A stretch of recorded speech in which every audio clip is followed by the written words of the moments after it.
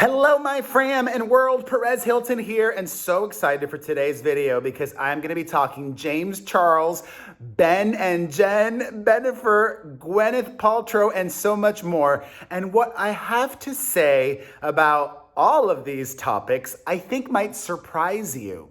Let's start off by discussing James Charles, who broke his social media sabbatical last night, posting a video on Twitter revealing that he perceives it as he is being blackmailed by a former employee.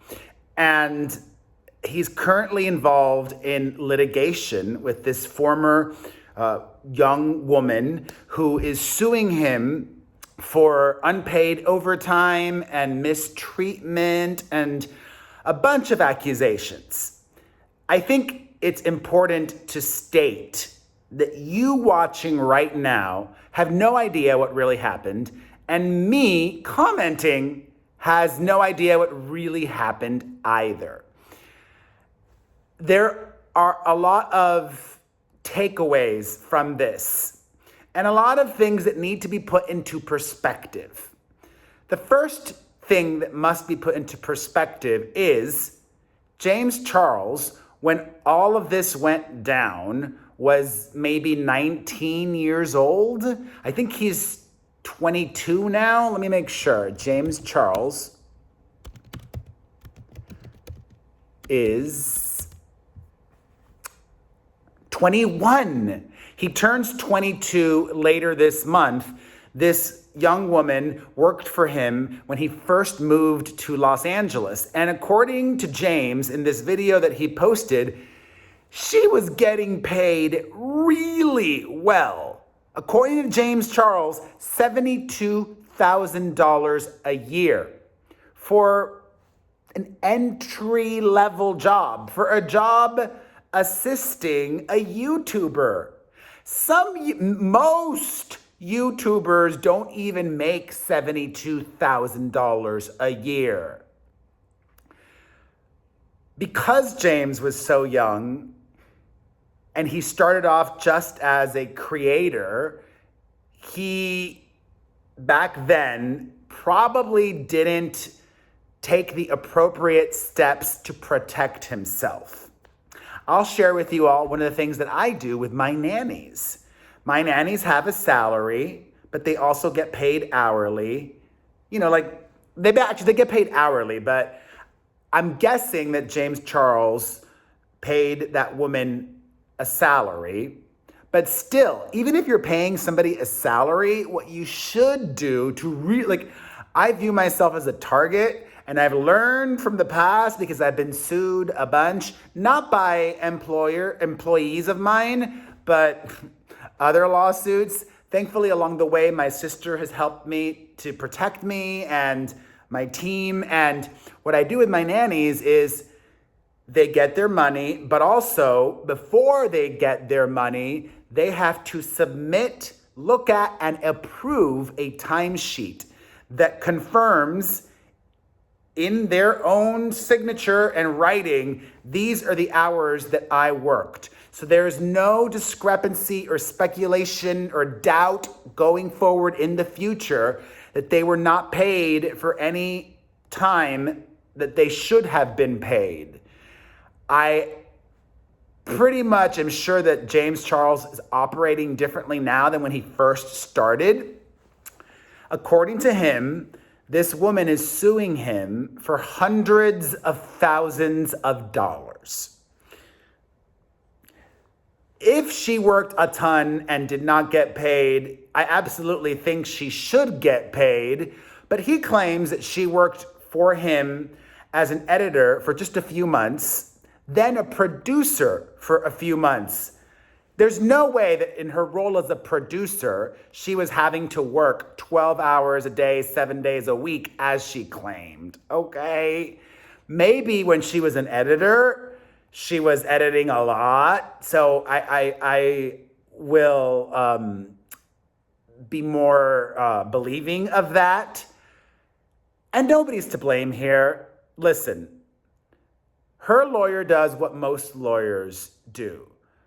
the lawyer said, well, we want hundreds of thousands of dollars so that James would settle for a lot less. And shockingly, James Charles has chosen not to settle this lawsuit, which maybe is a good thing because now, it will show other people that you won't be able to shake him, and other lawyers might be afraid of going after him. I wouldn't be surprised if the lawyer that this girl got has been working on contingency, meaning she probably isn't having to pay the lawyer. They're just working, hoping for a payday, which may not come. And this lawsuit has been working its way through the legal system for years. There is an allegation that she was also terminated because she suffered some head injury and then took medical leave or time off. I don't know if that's true or not. All that I know is the lawyer messed up probably, okay? No reasonable person would think that if your salary was $72,000 a year and you worked there for less than a year, that you should get hundreds of thousands of dollars. Even if it's, plus that person already got paid. So double their salary would be $144,000 a year. I don't know. I do not like James Charles.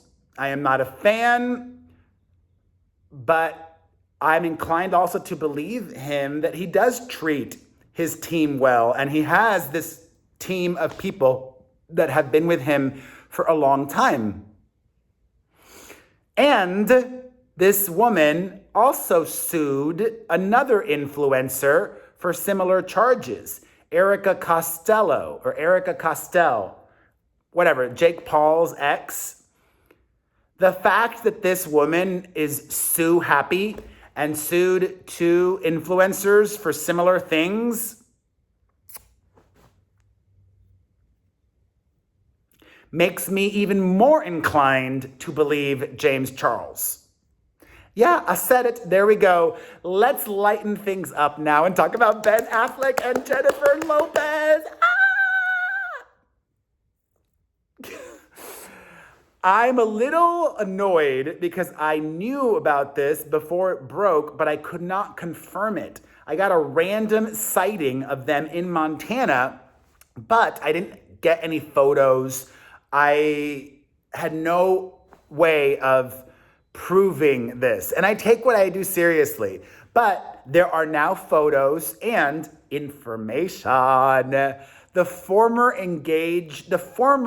engaged couple went on vacation together in Montana, where Ben Affleck either has a home or he used to have a home with Jennifer Garner. And it was a solo vacation. Just the two of them. Just the two of them.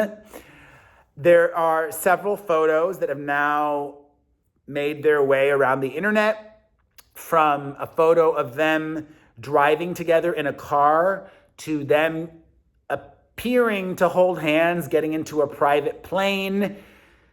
A source close to J-Lo says that the chemistry is electric and la la la la la. A lot of people are judging Jennifer Lopez for this. Why?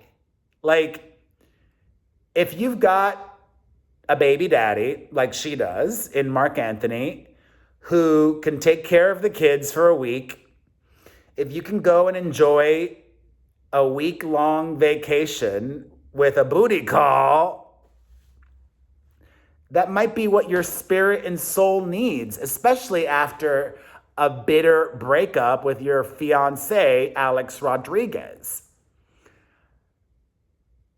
I don't know. As somebody who hasn't been in a relationship for a really long time, having fun seems fun. Getting intimate with somebody seems fabulous. feeling appreciated and seen and heard. I wish them well. I'm excited about it. Everything old is new again. Perez Hilton is new again. I do look a little bit younger, shaved. Yeah. My podcast co-host last week chimed in saying he thinks that Jen is just doing this to make A-Rod jealous, or she's just having fun and it's not that deep, plus loving the attention. And there's nothing wrong with that either. I don't know. I mean, I guess it's hard to keep a relationship secret when you're so famous. But if I was dating an actor or a musician, I would try to keep it as secret as possible for as long as possible. But this is not their first time at the rodeo, as they say. You know, they've dated before, they were engaged before. So there's no need to get to know each other. They know each other. And therefore, they made the decision, we're going to give this another go, or whatever it is. They may just be having fun. I love it. I'm all for it. Congratulations to them. From Ben Affleck to his former co-star. I'm pretty sure Gwyneth Paltrow has been in a movie with Ben Affleck, hasn't she? Anyways, Gwyneth Paltrow was trending all day yesterday on Twitter for some ridiculous comments that she made in a new interview. She talked about the lockdown last year, saying, "I drank alcohol during quarantine. I was drinking 7 nights a week and making pasta and eating bread. I went totally off the rails." And a lot of people were, of course, mocking Gwyneth Paltrow for eating bread. Gwyneth, "I gained 42 pounds in 3 months last year. I went off the rails." Plus, she says she was just having 2 drinks a day. 2 drinks. I was drinking a lot for 3 months. And of course, her drink of choice, whiskey, she was drinking quinoa whiskey. Quinoa whiskey. So I'm not annoyed or bothered or upset by anything that Gwyneth Paltrow says. I view her similarly to how I view Alex Jones from InfoWars. I view her as a joke. She's laughable to me. She's so ridiculous and out of touch, elitist, thinks she has all the answers and knows better than everybody. I don't. I struggle. I'm struggling. I don't try to pretend that my life is perfect. It's not. But my life is great. And I was telling that to my therapist last night. And especially as we get older, it's probably going to get harder and harder. We're going to have to accept life for everything. One part of your life may be thriving and another part may be caca. The first example that came to mind for me when I was talking to my therapist was, God forbid, my mother develops some illness, some serious illness. That was good. That would suck. But then, you'd have my daughter's birthday, and you have to try to find the joy or create the joy and accept the light and the darkness together. That is life. I say this all the time when I have to try to uplift somebody. Life is a toy, a great gift, and you need batteries for it. And batteries have a positive and a negative. It can't just be a positive and a positive. It can't just be 24 hours of sunshine, right?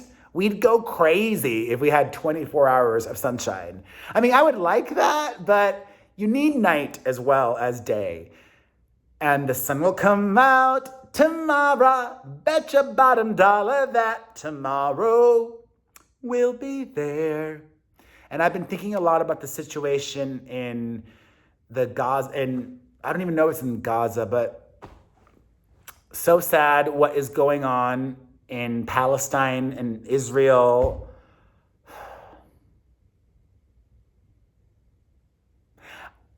And I don't even, I am not informed enough on everything going on there to comment in depth, other than to say, I just wish for peace. I wish for peace.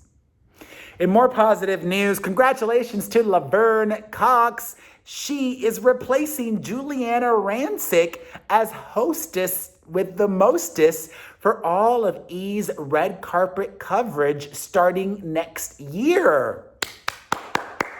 I actually think Laverne Cox is going to do a fantastic job. She is knowledgeable on acting, on music, fashion, and being an actress herself. I think, that helps her with other actors. I think she'll do a great job. I'm excited for her. Sad news, John Mulaney, freshly out of his stint in rehab, is going to be calling it quits with his wife. He has decided to end the marriage of many years. Over 5 years they've been married. His wife released a statement saying, I am heartbroken that John has decided to end our marriage. I wish him support and success as he continues his recovery. In other wild news, NBC has canceled the Golden Globes next year. They hope that by 2023, it can be back on the air. This a result of the Globe's major diversity problem. The Hollywood Foreign Press, as of earlier this year, did not have a single Black member. And there are Black European folks, or foreign press is not even just Europe, it's everywhere. Like, they had a major diversity problem, and not just diversity, but other actors have come forward. Actors have come forward like Scarlett Johansson, revealing that there were, just inappropriate questions being asked and just a lot of unpleasantness regarding that whole group. And Tom Cruise even returned 3 of his Golden Globes trophies that he won over the years in protest and solidarity. Ay, ay, ay. In other unsavory news, Seth Rogen has revealed that he will no longer work in any capacity with his former longtime co-star and friend, James Franco, after the multiple misconduct allegations against him. Do you guys think that James Franco could recover from all of this? It's wild. Careers are wild. Like, you could be on top of the world for so long, and then something changes and you're no longer on top of the world. Like, he was hosting the Oscars and teaching and making all these movies, and now, James Franco is persona non grata in Hollywood, it seems like. My eyes look so blue here today. I'm looking healthy. That's good. I'm a dork. What else did I want to get to today? Oh, God. Ending things. Actually, we'll talk about it today. Yeah. This professional swimmer who dated Zac Efron, this Danish woman, her name is Sarah Bro, claims that her relationship with Zac Efron was traumatic, that he would belittle her, that it was toxic. I mean, all sorts of wild, shocking claims. She says, my ex-boyfriend could tell me that I was so annoying because I was always so happy, blah, blah, blah, blah. It was really hard being with someone where I compromised so much with my own boundaries.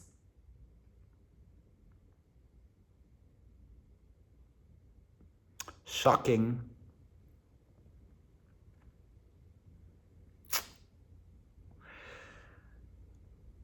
You never know, people. Although I think you guys know me. Right? I think you do. I'm sure, I know you do. Thank you for watching and your support. If you enjoyed this, check out my podcast.